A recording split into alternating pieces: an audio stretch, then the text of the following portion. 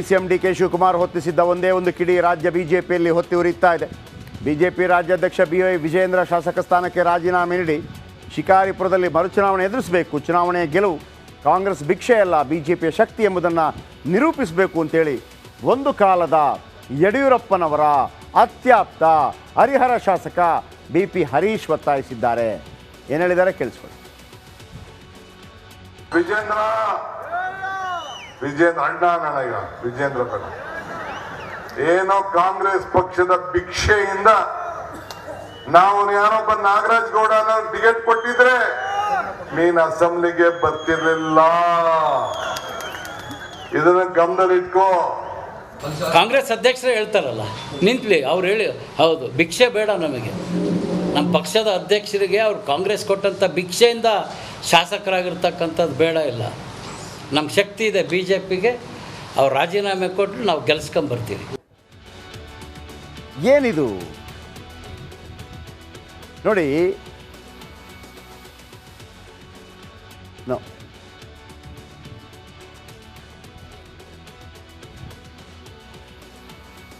ಶಿಕಾರಿಪುರ 2023ರಲ್ಲಿ ಏನಾಗುತ್ತೆ? ವಿಜೇಂದ್ರ ಅವರು BJPಯಿಂದ 81,810 ಮತಗಳನ್ನು ಪಡೀತಾರೆ. ಅವರ ಸಮೀಪದ ಪ್ರತಿಸ್ಪರ್ಧಿ 70,802 ಮತಗಳನ್ನು ಪಡೀತಾರೆ. 2023ರ ವಿಧಾನಸಭಾ ಚುನಾವಣೆಯಲ್ಲಿ ಒಳ ಮೈತ್ರಿ ಆಗಿತ್ತಾ ಅನ್ನುವಂಥ ಒಂದು ಆರೋಪ. ಕಾಂಗ್ರೆಸ್ ಜೊತೆ ವಿಜಯೇಂದ್ರ ಅವರು ಒಪ್ಪಂದ ಮಾಡಿಕೊಂಡಿದ್ರಾ? ಕಾಂಗ್ರೆಸ್ನ ನಾಗರಾಜೇಗೌಡ ಪ್ರಬಲ ಆಕಾಂಕ್ಷಿಯಾಗಿದ್ದರು. DK ಶಿವಕುಮಾರ್ ಕರೆದು B ಫಾರಂ ಅನ್ನು ಕೂಡ ಕೊಟ್ಟಿದ್ದರು. ಆದರೆ ಕೊನೆ ಕ್ಷಣದಲ್ಲಿ ಟ್ವಿಸ್ಟ್ ಕೊಟ್ಟ ಸಿದ್ದರಾಮಯ್ಯ. ಅಂದರೆ ಈ ನಾಗರಾಜೇಗೌಡ ಅಲ್ಲಿ ನಿಂತ್ಕೋತಾರೆ, ಅವ್ರಿಗೊಂದು 7,000 ಓಟ್ ಬೀಳುತ್ತೆ. ಇಲ್ಲಿ ನೋಡಿ, 11,000 ಮತಗಳ ಅಂತರದಿಂದ ಗೆಲ್ಲೋದು. ಮಾಲ್ತೇಶ್ ಅವರ ವಿರುದ್ಧ ಗೋಣಿ ಮಾಲ್ತೇಶ್ಗೆ ಕಾಂಗ್ರೆಸ್ ಟಿಕೆಟ್ ಕೊಡುತ್ತೆ. ಕತೆ ಹೇಳ್ತೀನಿ ಕೇಳಿ. SP ನಾಗರಾಜೇಗೌಡರು ಆಕಾಂಕ್ಷಿ ಆಗಿರ್ತಾರೆ ಕಾಂಗ್ರೆಸ್ನಿಂದ.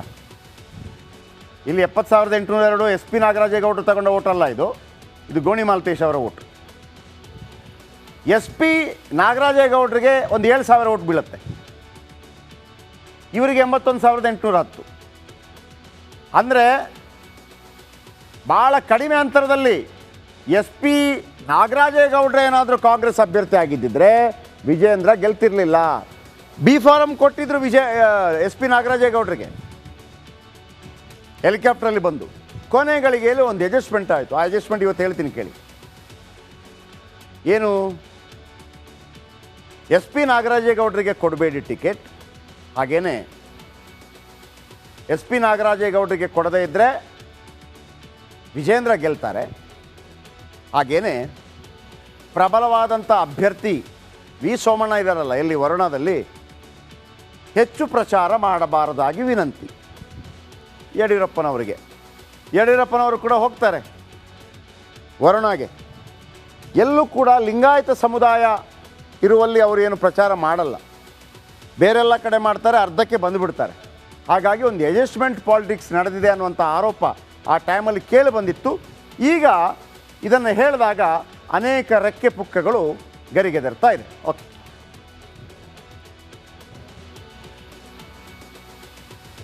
ನಾಗರಾಜೇಗೌಡರು ಶಿಕಾರಿಪುರದಲ್ಲಿ ವಿಜಯೇಂದ್ರ ವಿರುದ್ಧ ಸ್ಪರ್ಧಿಸಿ ಅಲ್ಪ ಅಂತರದಿಂದ ಸೋತಿದ್ದ ನಾಗರಾಜೇಗೌಡರು ರಿಪಬ್ಲಿಕ್ ಕನ್ನಡದ ಜೊತೆ ಮಾತನಾಡಿದ್ದಾರೆ. ಬನ್ನಿ ಅವರು ಏನು ಹೇಳ್ತಾರೆ ಕೇಳೋಣ.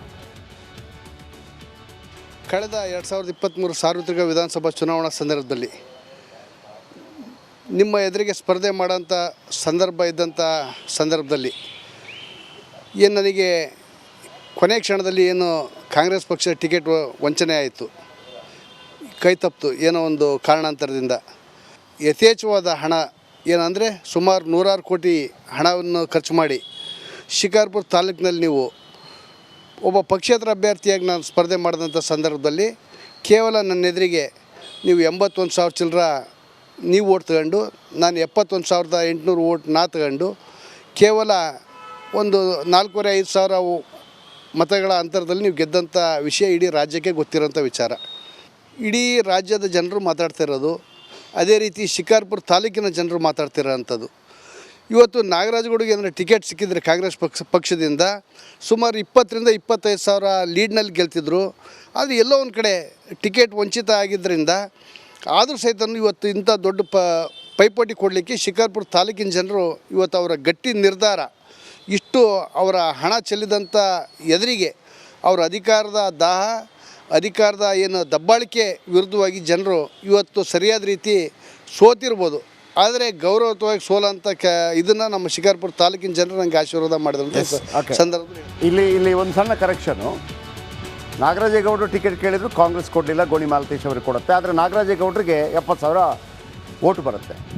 ಅಂದರೆ ಕಾಂಗ್ರೆಸ್ಗೆ ಕೊಟ್ಟಿದ್ದಾರೆ, ಅಂದರೆ ಸ್ವಂತ ಬಲದಿಂದ ಅಷ್ಟು ಬರುತ್ತೆ. ಕಾಂಗ್ರೆಸ್ನ ಕೊಟ್ಟಿದ್ರೆ ಗೆಲ್ತಾ ಇದ್ರು ಅಂತೇಳಿ ಕೇವಲ 11,000 ಮತಗಳ ಅಂತರದಿಂದ ಗೆಲ್ತಾರೆ. ಕಾಂಗ್ರೆಸ್ ಆಕಾಂಕ್ಷಿಯಾಗಿ ಕ್ಯಾಂಡಿಡೇಟ್ ಆಗಿದ್ದರೆ ಗೆದ್ದು ಬಿಡ್ತಿದ್ರು ಅಂತೇಳಿ ಇವರಿಗೆ ಟಿಕೆಟ್ ಕೈ ತಪ್ಪತ್ತೆ ಕೊನೆಗಳಿಗೆಯಲ್ಲಿ. ಒಂದು ಪಾಲಿಟಿಕ್ಸ್ ನಡೆಯುತ್ತೆ ಅಲ್ಲಿ ಅಂತ ಹೇಳಿದೆ ನಾನು, ಆ ಪಾಲಿಟಿಕ್ಸನ್ನು ಹೇಳಿದ್ದೆ. Anyway, next.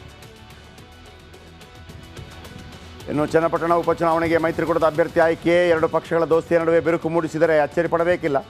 ಬಿಜೆಪಿ ಸುಪಿ ಯೋಗೇಶ್ವರ್ ತಾನೇ ಅಭ್ಯರ್ಥಿ ಅಂತ ಹೇಳ್ಕೊಳ್ತಾ ಇದ್ದಾರೆ. ಆದರೆ ಇದೇ ಕ್ಷೇತ್ರದಿಂದ ಅಸೆಂಬ್ಲಿಗೆ ಆಯ್ಕೆ ಆಗಿದ್ದ ಕುಮಾರಸ್ವಾಮಿ ತಮ್ಮ ಪಕ್ಷದ ಅಭ್ಯರ್ಥಿಯೇ ಸ್ಪರ್ಧಿಸಬೇಕು ಅಂತ ಹಠ ಸಾಧಿಸ್ತಾ ಇದ್ದಾರೆ. ಪಕ್ಷ ಟಿಕೆಟ್ ಕೊಡದಿದ್ದರೆ ಪಕ್ಷೇತರರಾಗಿ ನಿಲ್ತೀನಿ ಅಂತ ಯೋಗೇಶ್ವರ್ ಗುಟ್ರು ಹಾಕಿದ್ದಾರೆ. ನಾನು ಸ್ಪಷ್ಟವಾಗಿ ಹೇಳ್ತಾ ಇದ್ದೀನಿ, ನಾನು ಈ ಕ್ಷೇತ್ರವನ್ನು ನನ್ನ ತಾಲೂಕಿನ ಜನ ನನ್ನ ವಿಶ್ವಾಸ ಇಟ್ಟಿದ್ದಾರೆ, ನನ್ನನ್ನು ಈ ಸಾರಿ ಗೆಲ್ಸ್ಕೋತಾರೆ. ಯಾವುದೇ ಸಿಂಬಲಲ್ಲೂ ಗೆಲ್ಸ್ಕೋತಾರೆ, ಅದರಲ್ಲಿ ನನಗೆ ಡೌಟೇ ಇಲ್ಲ. ಮೊದಲಿಂದ ಹೇಳ್ತಾನೆ, ಹೀಗೆ ನನ್ನ ಮಾತೃ ಪಕ್ಷಗಳು ಡ್ಯಾಮೇಜ್ ಮಾಡಿದಾಗ, ನನಗೆ ಅವಕಾಶ ಕೊಡದೆ ಹೋದಾಗ ನನ್ನ ಜನ ತಾಲೂಕಿನಲ್ಲಿ ಕೈ ಇಟ್ಟಿದ್ದಾರೆ. ಹಾಗಾಗಿ ಚುನಾವಣೆ ಸ್ಪರ್ಧೆ ಮಾಡಬೇಕು ಅಂತೇಳಿ ನಮ್ಮ ಸಮಾನ ಮನಸ್ಕಾರ ವೇದಿಕೆ ಅಂತೇಳಿ ನಮ್ಮ ತಾಲೂಕಿನ ರಾಜಕೀಯತರೆಲ್ಲ ಸೇರಿಕೊಂಡು ಒಂದು ವೇದಿಕೆ ಮಾಡ್ಕೊಂಡಿದ್ದೆ. ಅವರೆಲ್ಲ ಇವತ್ತು ಹೇಳ್ತಾ ಇದ್ದಾರೆ, ನಾನು ಸ್ಪರ್ಧೆ ಮಾಡಬೇಕು ಅಂತ. ನಾನು ಟಿಕೆಟ್ ಸಿಗದೆ ಹೋದೆ ಸ್ವತಂತ್ರವಾಗಿ ಸ್ಪರ್ಧೆ ಮಾಡಿ ಮತ್ತೆ NDA ಭಾಗವಾಗಿರಬೇಕು ಅಂತಾನೆ ಅನ್ಕೋತೀನಿ. ನೋಡೋಣ ಮುಂದೆ ಏನೇನು ಯಾವ ಥರ ತಿರುವು ತಗೊಳ್ತಾರೆ ರಾಜಕಾರಣ ಹೇಳಿದ್ ಬರಲ್ಲ. ಚನ್ನಪಟ್ಟಣದಲ್ಲಿ CP ಯೋಗೇಶ್ವರ್ ಅವರು ಕೂಡ ಒಬ್ಬರು ಆಕಾಂಕ್ಷಿಗಳು ಅಂತೇಳಿ ಹಲವಾರು ಬಾರಿ ವ್ಯಕ್ತಪಡಿಸಿದ್ದಾರೆ ಅವರ ಅಭಿಪ್ರಾಯಗಳನ್ನು.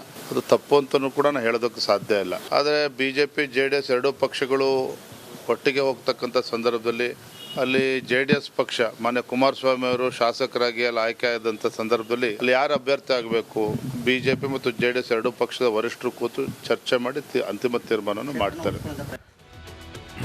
ಹಾಗಿದ್ರೆ ಏನು ಮಾಡ್ತಾರೆ ಯೋಗೇಶ್ವರ್? ಬನ್ನಿ, ದಾರಿ ಒಂದು JDS ಸೇರ್ಪಡೆ ಆಗ್ತಾರಾ? ಏನು ಮಾಡಬೇಕು? ಈಗ MLC ಇದ್ದಾರೆ ಅವರು, ದೋಸ್ತಿಯಿಂದ ಸಂದಿಗ್ಧ ಸ್ಥಿತಿಯಲ್ಲಿ ಸಿಲುಕಿದ ಸೈನಿಕ. ಚನ್ನಪಟ್ಟಣದಲ್ಲಿ ಚಿನ್ನ ವಿನಿಮಯವಾಗುವ ಸಾಧ್ಯತೆ ಇದೆ. ಸದ್ಯ BJP MLC ಆಗಿದ್ದಾರೆ ಯೋಗೇಶ್ವರ್. BJPಯಿಂದ ಸ್ಪರ್ಧೆ ಮಾಡೋದಾದರೆ ಚಿಂತೆ ಇರಲ್ಲ, ಆದರೆ BJPಗೆ ಅಲ್ಲಿಗೆ ಸಿಗಲ್ಲ. ಚಿನ್ನ ವಿನಿಮಯವಾದರೆ ಯೋಗೇಶ್ವರಿಗೆ ಸಂಕಷ್ಟ ಫಿಕ್ಸ್ ಆಗುತ್ತೆ. ಯಾಕೆ? JDSನಿಂದ ಸ್ಪರ್ಧೆ ಮಾಡೋದಕ್ಕೆ ಮುಂದಾದರೂ ಕೂಡ ಕಷ್ಟ ಇದೆ. JDSನಿಂದ ಸ್ಪರ್ಧಿಸಬೇಕಿದ್ರೆ ರಾಜೀನಾಮೆ ಕೊಡಬೇಕು. BJPದಾದರೆ ರಾಜೀನಾಮೆ ಕೊಡಬೇಕು ಅಂತಿಲ್ಲ, ವಿಧಾನ ಪರಿಷತ್ ಸ್ಥಾನಕ್ಕೆ ರಾಜೀನಾಮೆ ಕೊಡಬೇಕಾಗತ್ತೆ. ಗೆದ್ದೇ ಗೆಲ್ಲೋ ಗ್ಯಾರಂಟಿ ಇದ್ದರೆ ರಾಜೀನಾಮೆ ಕೊಡ್ಬೋದು, ಇಲ್ಲಾಂದರೆ ಅದು ಇಲ್ಲ ಇದು ಇಲ್ಲ ಅಂತ ಆಗ್ಬಿಡುತ್ತೆ. ಆದರೆ ಚನ್ನಪಟ್ಟಣದಲ್ಲಿ ಕೆಡ್ಡ ಆಗೀತಾ ಇರುವಂಥ DKಶಿ ನಾನೇ ನಿಲ್ತೀನಿ ಅಂತ ಹೇಳ್ತಾ ಇದ್ದಾರೆ. DKಶಿ ಹತ್ರ ಫಲಿಸಿದರೆ ಯೋಗೇಶ್ವರಿಗೆ ಸಂಕಷ್ಟ ಉಂಟಾಗುತ್ತೆ. ಇನ್ನು ಎರಡನೇ ದಾರಿ ಕಾಂಗ್ರೆಸ್ಗೆ ಸೇರ್ಪಡೆ ಆಗಿಬಿಡೋದು. CP ಯೋಗೇಶ್ವರ್ ಪ್ರಬಲ ಒಕ್ಕಲಿಗ ನಾಯಕ, ಒಂದು 60,000 ಫಿಕ್ಸ್ ಮತ ಇದೆ. ದೋಸ್ತಿ ಅಭ್ಯರ್ಥಿಯಾಗಿ ಸ್ಪರ್ಧಿಸಿ ಗೆದ್ದರೆ ಫಲವಿಲ್ಲ ಅಂತ ಗೊತ್ತಿದೆ. ಏನಾಗುತ್ತೆ, 4 ವರ್ಷಗಳ ಕಾಲ ಕೇವಲ ಶಾಸಕನಾಗಿರಬೇಕು. ಒಂದು ವೇಳೆ ಯೋಗೇಶ್ವರ್ ಕಾಂಗ್ರೆಸ್ ಸೇರಿದರೆ, ಯಾಕಂದರೆ DKಗೆ ಅಲ್ಲಿ ಗೆಲ್ಲಬೇಕಾಗಿದೆ. ತನ್ನ ತಮ್ಮ DK ಸುರೇಶ್ ಅವರ ಸೋಲಿಗೆ ಮುಯ್ಯಿ ತೀರಿಸಬೇಕಾಗಿದೆ. ಆ ಕ್ಷೇತ್ರವನ್ನು ಎಳ್ಕೋಬೇಕಾಗಿದೆ. ಅಂದರೆ HDK ಇದ್ದ ಕ್ಷೇತ್ರ ನನ್ನ ಪರವಾಗಿದೆ ಅಂತ ಹೇಳಬೇಕು ಅಂತಂದರೆ ಶತಾಯಗತಾಯ ಗೆಲ್ಲಬೇಕು. ಯೋಗೇಶ್ವರ್ ಅವ್ರನ್ನ ಕಾಂಗ್ರೆಸ್ ಕರ್ಕೊಂಬಂದರೆ ಯೋಗೇಶ್ವರ್ ಅವ್ರಿಗೆ ಹೇಳ್ತಾರಪ್ಪ, ನೋಡು ನೀನು ರಾಜೀನಾಮೆ ಕೊಡು, ಕಾಂಗ್ರೆಸ್ ಟಿಕೆಟ್ ತಗೋ, ಗೆದ್ದು ಬಾ, ಮಿನಿಸ್ಟ್ರ್ ಮಾಡ್ತೀನಿ, ಮುಗಿದೋಯ್ತಲ್ಲ. 4 ವರ್ಷಗಳ ಕಾಲ ಕೈ ಸರ್ಕಾರದ ಸಚಿವ ಆಗ್ಬೋದು. ಯೋಗೇಶ್ವರ ಮುಂದೆ ಆಫರ್ ಇಡ್ತಾರಾ? DKಶಿ ಇಟ್ಟೇ ಇಡ್ತಾರೆ ನೋಡಿ, ಹಿಂಗಾಗಿ ಆಗುತ್ತೆ. ಮೂರನೇದು ಪಕ್ಷೇತರ ಅಭ್ಯರ್ಥಿ. ಅದೇನದು? ಯೋಗೇಶ್ವರ್ ವರ್ಸಸ್ DKಶಿ. ಪಕ್ಷೇತರರಾಗಿ ಅನಿತಾ ಕುಮಾರಸ್ವಾಮಿಯನ್ನು ಸೋಲಿಸಿದರು. 2023ರಲ್ಲಿ ಕೇವಲ 15,974 ಮತಗಳಿಂದ ಸೋಲು. ಚನ್ನಪಟ್ಟಣದಲ್ಲಿ 50,000 ಮತಗಳಿಗೆ ಮಿಸ್ ಇಲ್ಲ ಇವರಿಗೆ. JDSನಿಂದ ಸ್ಪರ್ಧಿಸಿ ಅಂತ ಇದ್ದಾರೆ ಕುಮಾರಸ್ವಾಮಿ. JDSನಿಂದ ಸ್ಪರ್ಧಿಸಿದರೆ HDK ಅಂಕೆಯಲ್ಲಿಡಬೇಕು. ಕಾಂಗ್ರೆಸ್ ಸೇರಿದರೆ DKಶಿ ಅಣತಿ ಅಂತ ಇರಬೇಕು. ತಲೆನೋವೇ ಬೇಡ, ಈಗಾಗಲೇ ಯೋಗೇಶ್ವರದ DKಶಿ ಮತ್ತು ಕುಮಾರಸ್ವಾಮಿ ಹಿಂದೆ ಕೂಡ ಷಡ್ಯಂತ್ರಗಳನ್ನು ಮಾಡಿದ್ದಾರೆ. ಯೋಗೇಶ್ವರ ಪುತ್ರಿ ನಿಶಾ ಅವರನ್ನು ಎತ್ತಿ ಕಟ್ಟಿರೋ DKಶಿ, ತಂದೆ ವಿರುದ್ಧವೇ ಮೊದಲ ಪತ್ನಿ ಮಗಳ ಗುಟ್ರು. ಸೊ ಹಾಗಾಗಿ ಯೋಗೇಶ್ವರ ಕೈ ಹಿಡಿದ್ರೆ ಮಂತ್ರಿಗಿರಿ ಸಿಗೋದೇ ಡೌಟ್ ಇದೆ. ಹಾಗಾಗಿ DKಶಿ ನಂಬಿ ಬಂದ ಲಕ್ಷ್ಮಣ ಸವದಿಗೂ ಕೂಡ ಸಚಿವರಾಗಿಲ್ಲ. ಪಕ್ಷೇತರರಾಗಿ ಸ್ಪರ್ಧೆ ಮಾಡಿದರೆ ಒಳ್ಳೆಯದು ಅನ್ನುವಂಥ ಐಡಿಯಾಕ್ಕೆ ಶಾಸಕ ಯಾರು ಸೈನಿಕ ಯೋಗೇಶ್ವರ್ ಬಂದರೂ ಬರಬಹುದು. ಈಗ